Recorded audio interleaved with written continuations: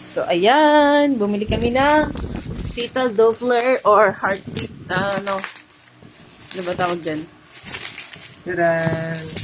Pagkano na yan, mahal? Nabili ko siya ng gel. Nabili ko siya 800... 700 plus. 100 plus. Hindi kasama na siya. Ay, Gel. wala kayo rin. Ano? Marami rin. Ito yung ultrasound gel. Tapos free na to. Tapos yan.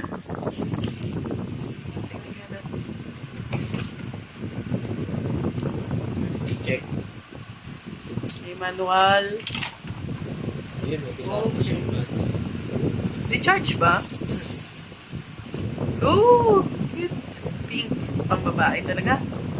Baka babae talaga ang anak namin.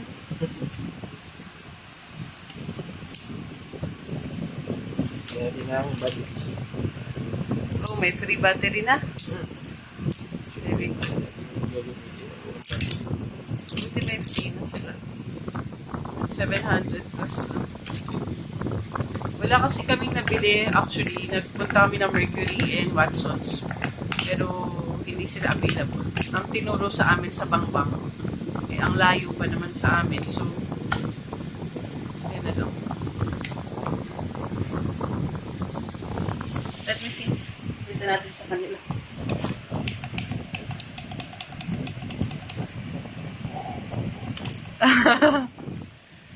may sound na nga ano. Tinesting. Ala! Ay no, makikita mo yung heart, no? Wag ka lang, ang bilis naman ng... May heartbeat talaga. Ba't ang bilis naman ng heartbeat ko? Ewan ko. Ano pa? Sa tiyan, mga tingnan mo, Abe ko, iba yung tunog.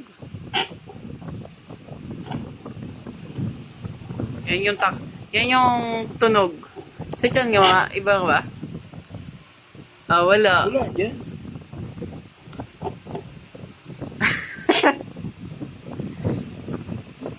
Wala ka naman puso dyan eh.